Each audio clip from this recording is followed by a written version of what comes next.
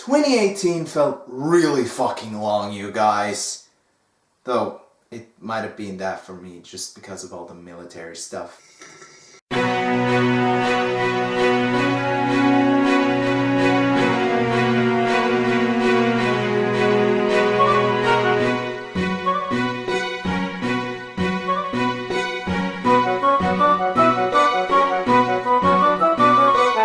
Now, 2018. Phew, what a beast. It's been a while since a single year has felt like an actual long time.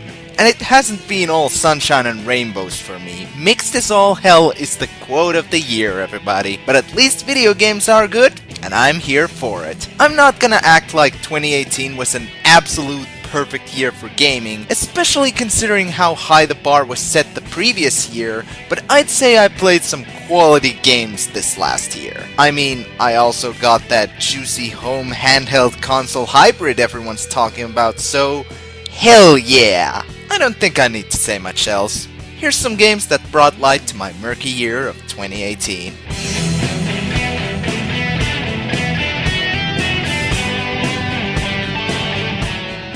So Okami for the PS2, also available on the Wii, PS3, PS4, Switch, and the good old toaster oven, is a game I like quite a lot. I might not voice that opinion very often, but yes, Okami is really good. However, it took me quite a while to try out its sequel Okamiden, and I expected this game to be more or less the same song and dance as the original, only crunched on DS. And it's kinda that, but also so much more. The gameplay mechanics of Okamiden are pretty much the same, with the main gimmick still being the Celestial Brush, which allows you to manipulate the environment around you to solve puzzles or defeat enemies in combat. But not only is the control of the brush much more precise with the DS stylus, but the game also throws in some new brush skills to play around with. The game also emphasizes teamwork, as the different partners you get are a major part of solving puzzles and moving forward in general. And speaking of the partners, one thing that Okamiden is extremely good at is characterization. All of Chibitarasu's partners are great characters, and each of their arcs are engaging and interesting. Some of them do develop more than others, but the way each character is presented gives them that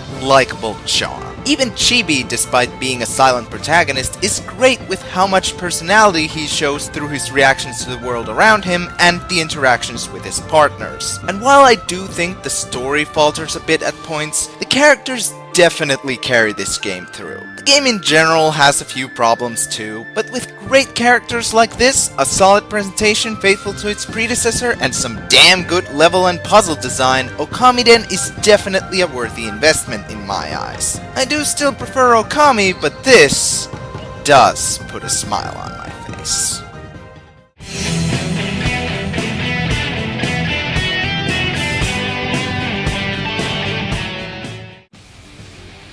I too think of hot redheads when I grab a hold of my sword.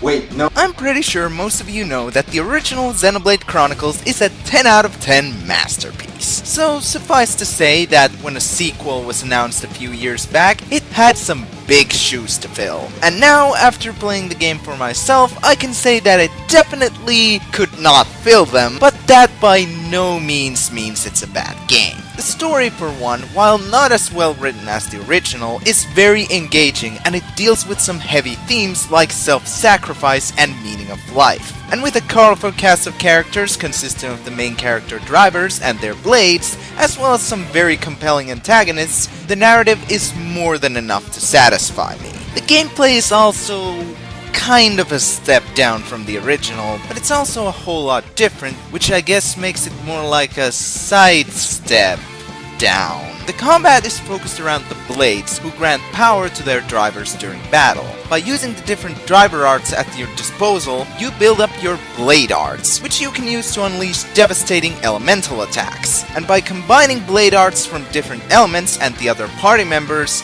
you can use blade combos, which are the key to winning tougher battles. And these always feel satisfying to pull off. Add in an excellent presentation on par and even surpassing the original in some aspects, and you've got a very solid JRPG for the Switch. I will admit that there are a few major problems with this game, and it definitely feels like the inferior Xenoblade, but I don't know. I just don't feel disappointed at all with this game. Maybe it's the magic of the Aegis titty, but I couldn't tell you.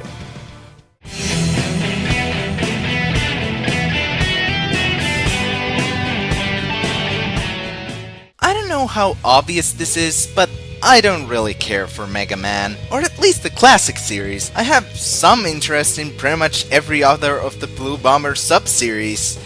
Don't know what that says about me though.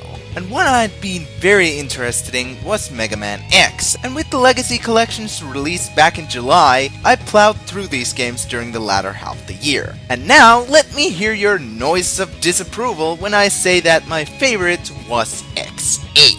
One thing that I really came to appreciate with the X games is their overall game feel. And while pretty much every X game, with the exception of X7, has this covered, X8 accomplishes this to a ridiculous degree.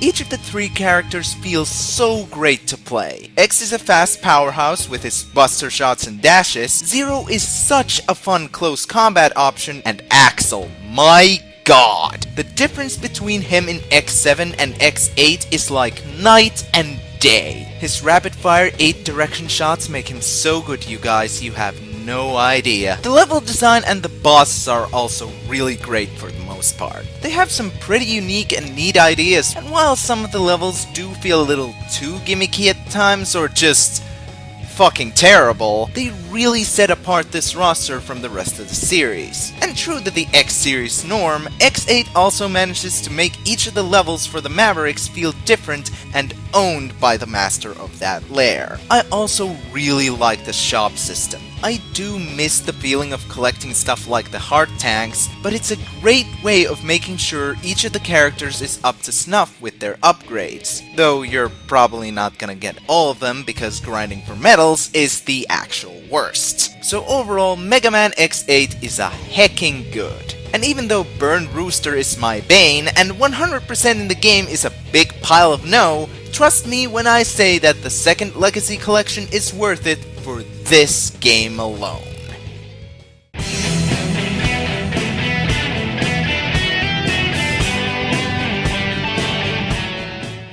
My favorite pastime is watching half-naked Japanese men beating the shit out of each other. You'll come to understand one day, young Padawan. So the Yakuza series may or may not have taken over my life for a good part of last year, and I get the feeling they'll continue to do so when the PS4 ports of 3, 4, and 5 finally get that Western release. But in 2018, I got to experience the two first Yakuza games in form of their remakes. And y'all should know my thoughts on Kiwami since I did a full review on it, so let's talk about Kiwami 2 for a bit. Let's get one thing out of the way first. This game looks beautiful. I already thought both Zero and Kiwami were really good looking games, but the Dragon Engine gives Kiwami 2 a visual style those two could only dream of. The detail on each of the characters is off the charts, and the game is super smooth to boot, with next to no loading screens when going around the overworld. The gameplay is pretty great too. While the game is pretty easy and the combat can get a little monotonous at times, Kiryu's arsenal is really expansive and you constantly get more moves to play around with. And the experience system is better than ever before. Each battle feels like it matters, and even the other means of getting experience are now valid and feel just as rewarding.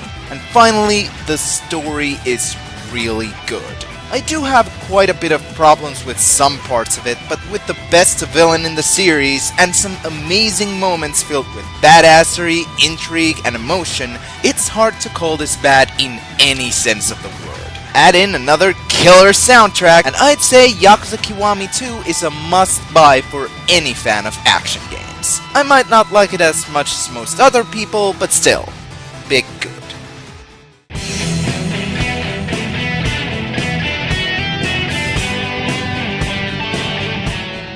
So TV Tropes has this trope called come for the X, stay for the Y.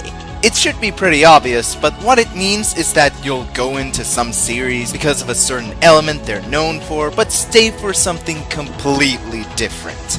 And I think there are very few series that have this trope quite on the nose as Senran Kagura. I went into this series expecting a fun, lighthearted hack and slash filled with all the fan service you could ask for. And like with Okamiden, that is partly what I got, but if you think Senran Kagura Estivalverse is nothing more than that, you'd be sorely mistaken. The gameplay, while it does rely a lot on that single button, has that cathartic Dynasty Warriors magic.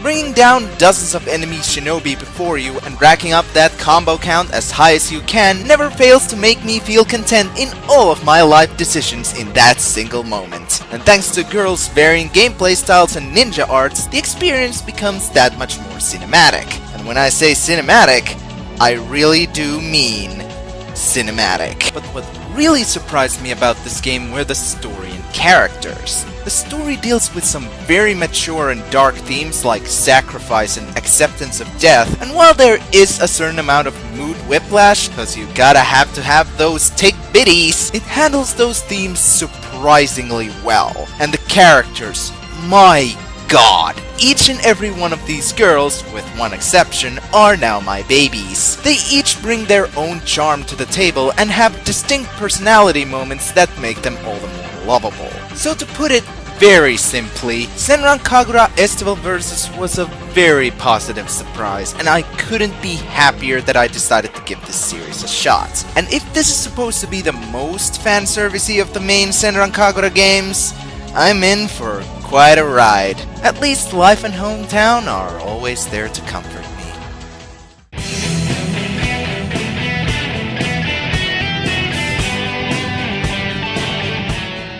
I think I've made pretty clear in the past that I love platformers, specifically of the 3D variety. And it still makes me quite sad that most indie games that pay homage to the bygone era of platformers mostly focus on the 2D side, because there are tons of legendary 3D platformers to take inspiration out of. But I'm glad Gears for Breakfast realized this. I've always wanted to play as a small Yo Watanabe wearing a top hat. A Hat in Time is a huge love letter to the 3D platformers of the 6th console generation like Super Mario Sunshine, the original Jak and Daxter, and Psychonauts. And me having grown up with the platformers of that time, this game really tickles my nostalgia bone. Hat Kid is so much fun to control, and while it is a little bit floaty at times, the overall experience is smooth as butter. And what makes it even better are the multitude of different mission types the game has, as well as the hats that give you new abilities and add more versatility to Hat Kid's arsenal of moves. But what makes this game a gem is its charm.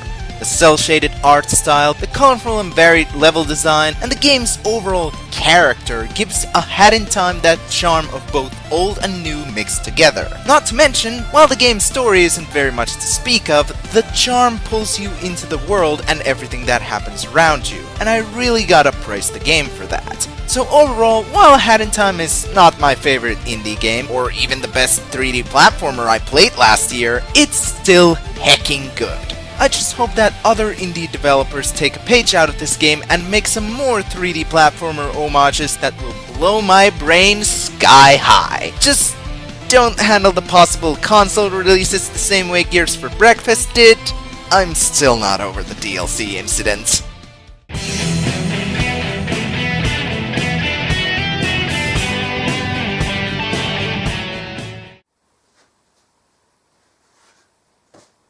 You know, Breath of the Wild was all well and good, but the game that really made me want to get a Switch was Super Mario Odyssey. And it did not disappoint. Odyssey is easily one of the best Mario platformers in years. As a return to the open-end levels in Mario games a la Mario 64 and Sunshine, Odyssey delivers with some truly breathtaking locations. Not only are the different kingdoms really fun to explore, being filled with secrets and power moons all over the place, but they also have a good variety, and some even have very creative themes to boot. I wouldn't say it's necessarily the best lineup of levels in the series, but it's definitely definitely up there. Mario's moveset is also one of the most versatile in the whole series. With the addition of your new companion Cappy, Mario can pull off a wide variety of different moves for both offense and movement. The basics are fairly easy to grasp, but mastering the way of the cap allows you to make some unbelievable tricks that help you literally reach new heights. And the best part is that the game rewards you for being good with Cappy, though mostly just with coins. There are a lot of smaller things that also make this game: the liveliness of each locale, the shop system, the various different enemy and non-enemy captures that keep the gameplay fresh, as well as the breathtaking production value. Super Mario Odyssey is not my new favorite Mario game, but with how polished everything is and how much fun it delivers with all the fresh new things it adds, I gladly welcome it with open arms.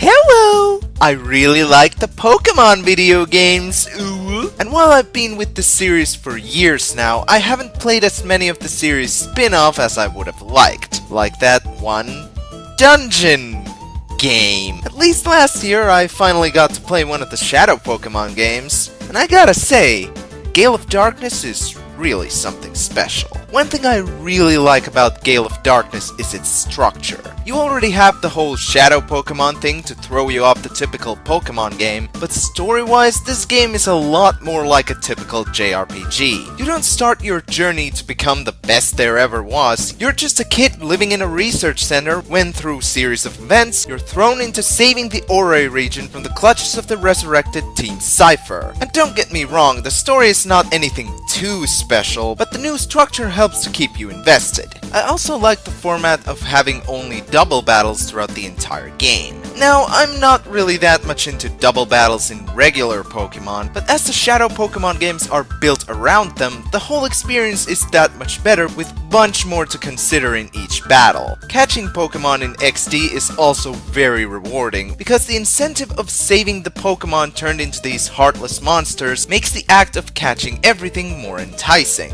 And while the pool of usable Pokemon is smaller because of this, building your team solely based on these liberated Pokemon and defeating Cypher with them feels really good. Add in some improvements made from Colosseum, some cool as hell attack animations, and a surprisingly bopping soundtrack, and you've got easily one of the best spin-offs in the Pokemon market. It isn't exactly a perfect game, and there are a good bit of flaws, trust me, but the amount of fun I had definitely outweighs it. Now to eternally wait for a sequel. Not that it isn't new to me with Pokemon spin-offs.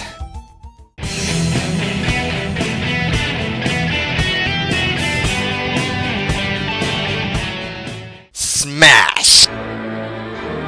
Come on. If you didn't expect this game to be near the top, you clearly either haven't kept up with the gaming climate this past year, or just don't know me at all, for which reason you are now uninvited to my birthday party. Super Smash Bros. Ultimate had a lot of expectations to live up to, and for the most part, I'd say it fulfilled them. First and foremost, holy shit, this game feels good to play. It was surprisingly hard to adjust to the speed of the game despite not being that much faster than Smash 4, but now it is de perfecto. Normal fighting has been polished to the max, and the little new mechanics added make the package that much more complete and truly the ultimate form of Smash Bros. As for the single player content, holy shit, this classic mode. I mean, I'm one of the 7 people who never really had a problem with Smash 4's classic, but this is how it should be. Each of the characters have their own unique path that subtly, and also not so subtly, reference their base games and also have a unifying theme that carries throughout the entire mode and fits each character. And while having to just fight Master Hand at the end of most of them is disappointing, the unique boss fights somewhat make up for it. And then there's Spirits and World of Light. While the latter definitely overstays its welcome, I found both the mode and Spirits in general a great addition. They're more or less a glorified event mode, but I feel it manages to keep things fresh with constantly new challenges to overcome, and leveling up your own spirits and slowly growing your army of fighters feels super satisfying. It isn't exactly flawless. I already shared my problems with the bosses and World of Light, and the lack of a proper all-star mode gives me depression, but overall I'm having a blast with Smash Ultimate. And I'm more than looking forward to all the content still on the way, and who knows, maybe Nintendo will find a way to make this game even more ultimate. Just make sure to give Sakurai the holiday he deserves afterwards. Before we get to number 1, here are a few honorable mentions that didn't quite make the cut for one reason or another. God of War, Shadow of the Colossus, Ni no Kuni 2, Revenant Kingdom, Digital Devil Saga, Metal Gear Solid 4, Guns of the Patriots, Yakuza Kiwami, Mega Man X4, Mario Plus Rabbids Kingdom Battle, Splatoon 2, and Pokemon Super Mystery Dungeon.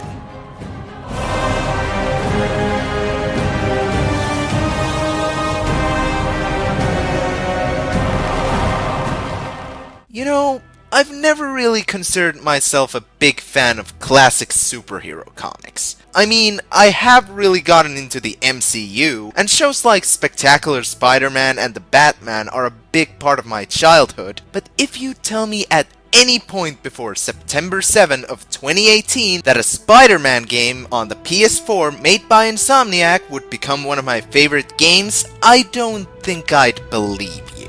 Granted, the game's not flawless. Some of the stealth segments are pretty meh, and certain extra challenges and enemy types in the game can fuck off, but overall, this game is spectacular. Very rarely do I come across a game where just getting around would be one of its highlights, but just the act of slinging through New York skyscrapers feels amazing. So exploration is just fun on its own, and it also helps to have this giant overworld as your playground with dozens of incentives to explore and find some extra goodies. Not to mention, while you're doing it, you really do. The combat is also tight and responsive. Every hit has weight, and you can feel every punch and gunshot. The game can be difficult, but it's also fair, and it gives you all the tools to learn the ins and outs of Spider-Man's arsenal and master his style of combat.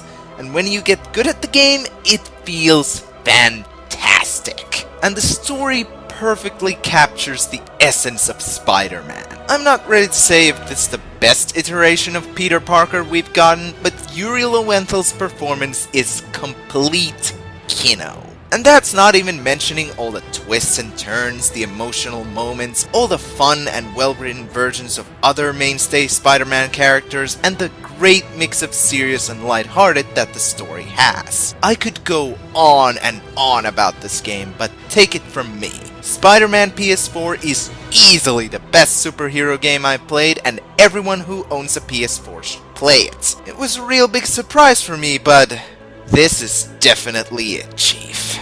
I'm FinnishDuck, and could you imagine if Marvel Spider-Man is just the beginning for a Marvel game universe or something? Your move, Insomniac. I wanna be a hero, Pokemon!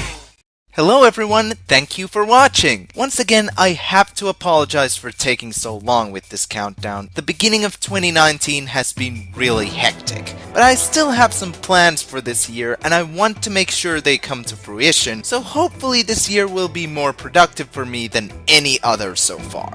No promises of course, but let's remain positive.